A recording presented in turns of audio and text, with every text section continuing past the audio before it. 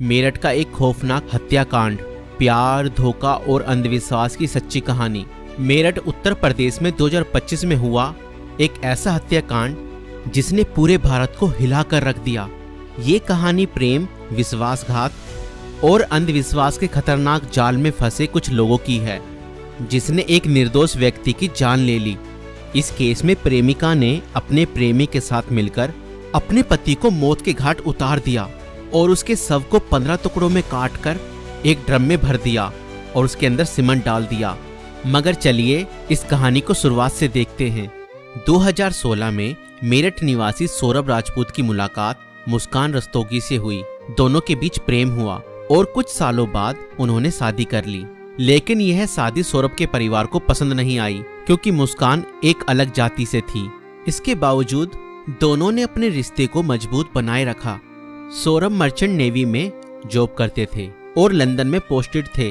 शादी के कुछ समय बाद सौरभ लंदन चले गए, जबकि मुस्कान अपनी बेटी के साथ मेरठ में रहने लगी।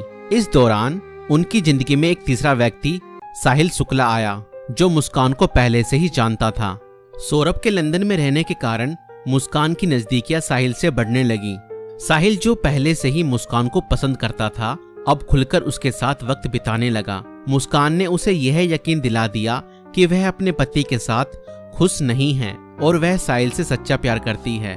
साहिल शुक्ला अंधविश्वासी प्रवृत्ति का था और आत्माओं, तंत्र मंत्र जैसी चीजों में विश्वास करता था। मुस्कान ने इस बात का फायदा उठाते हुए उसके लिए स्नैपचैट पर एक फर्जी अकाउंट बनाया, जिससे वह साहिल शुक्ला की मरी हुई मां के नाम से चैट करती थी। इस फर्जी अकाउंट से वह साहिल को यकीन दिलाने लगी कि उसकी मां की आत्मा मुस्कान को पसंद करती है और चाहती है कि वे दोनों साथ रहें। धीरे धीरे साहिल पूरी तरह से मुस्कान की बातों में फंस गया। मुस्कान ने उसे यह विश्वास दिलाया कि अगर वह उसके पति सौरभ को रास्ते से हटा दे तो वो दोनों एक साथ रह सकते हैं। साहिल अब पूरी तरह से मुस्कान के इशारों पर नाचने लगा था। मुस्कान और साहिल ने मिलकर सौरभ को मारने की साजिश रची। 4 मार्च 2025 को जब सौरभ लंदन से मेरठ अपनी पत्नी और बेटी से मिलने आया, तब मुस्कान ने सौरभ की फेवरेट सब्जी कोफ्तों में बेहोशी की दवाई मिलाकर खिला दी।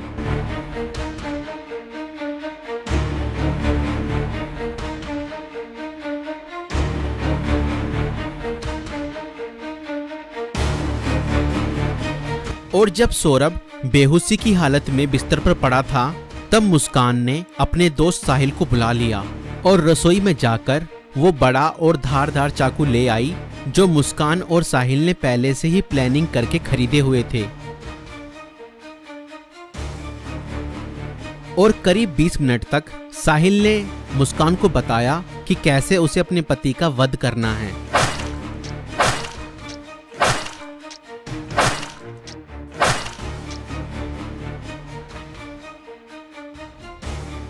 और फिर उसके बाद मुस्कान और साहिल ने सोते हुए सौरभ पर हमला किया और उसके हृदय पर 3 बार वार किए।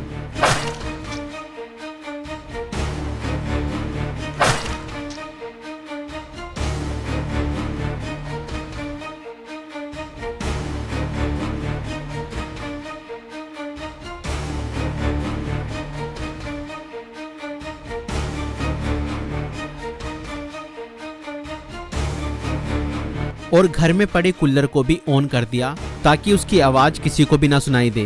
जब उन्होंने सौरभ को खत्म कर दिया, उसके बाद वह उसकी बॉडी को बाथरूम में ले गए।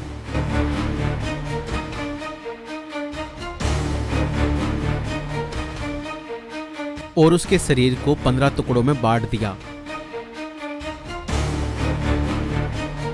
सौरभ को खत्म करने के बाद उन्हें इस बात की चिंता हुई कि अगर सब बरामद हो गया तो पुलिस उन तक जरूर पहुंच जाएगी।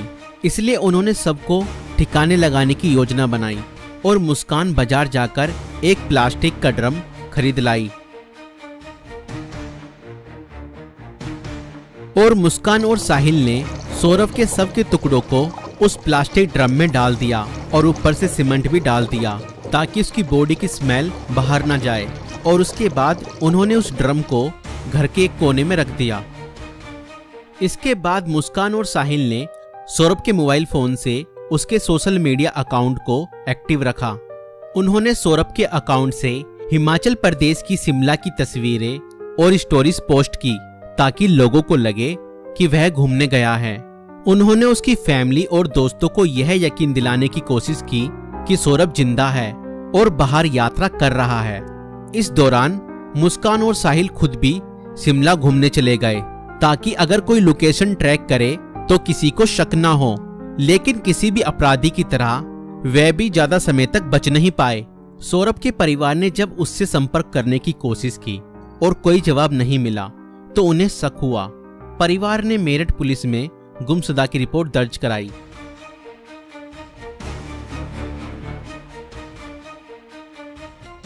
और इसी बीच मुस्कान ने अपने माता पिता को बताया कि शायद सौरभ का मर्डर हुआ है और उसके घर वालों ने ही उसका मर्डर किया है। मगर मुस्कान के पिता ने कहा, नहीं बेटा, किसी के भी घर वाले कितना ही नाराज हो जाएं तो भी ऐसा कदम अपने बेटे के लिए नहीं उठा सकते। बेटा, मुझे सच सच बताओ, सौरभ कहाँ है? मुझे सच्चाई बताओ, मैं किसी से कुछ नहीं कहूँगा। और तब मुस्कान ने अपने पिता को बताया कि उसने और साहिल ने मिलकर सौरभ को खत्म कर दिया है। और इतना सुनते ही मुस्कान के पिता ने पुलिस को सारी खबर बता दी।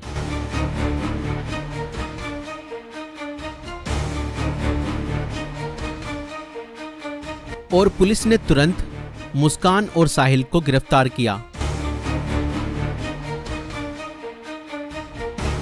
और उस प्लास्टिक ड्रम को भी बरामद किया जिसमें सौरभ के शव के टुकड़े थे।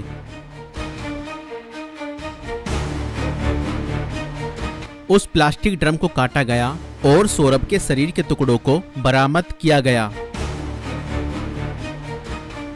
इस खौफनाक हत्या मिस्ट्री का अंत पुलिस द्वारा हत्यारों की गिरफ्तारी के साथ हुआ। पुलिस ने मुस्कान और साहिल को गिरफ्तार कर लिया। दोनों पर हत्या, साजिश और शव को छुपाने के गंभीर आरोप लगाए गए। दोस्तों, ये घटना हमें यह सिखाती है कि अंधविश्वास का अंजाम बहुत बुरा और भयानक होता है। साहिल ने अपनी मां की आत्मा के नाम पर बनाए गए एक फर्जी अकाउंट पर भरोसा किया और हत्या जैसा अपराध कर दिया। और गलत संबंध और रिश्तों का अंजाम बहुत बुरा ही होता है। मुस्कान ने अपने फायदे के लिए साहिल को मानसिक रूप से कंट्रोल किया और हत्या तक करवा दी। और कानून से कोई नहीं बच सकता, चाहे अपराध कितना भी चालाकी से किया जाए। पुलिस की जांच और सबूतों के आधार पर अपराधी पकड़े ही जाते हैं। इसलिए रिश्ते सोच समझकर बनाएं और जीवन साथी चुनने से पहले सामने वाला मानसिक रूप से कैसा व्यक्ति है यह जानने की कोशिश करें। साथी चुनते समय सूरत पर नहीं, सीरत पर ध्यान दें। इस वीडियो को बनाने का उद्देश्य संसार में बढ़ रही बुराइयों से अवगत कराना है। दोस्तों, आपकी इस वीडियो को लेकर क्या राय है हमें कमेंट्स में जरूर बताएं। और ऐसी और वीडियो देखने के लिए हमारे YouTube चैनल को सब्सक्राइब जरूर करें।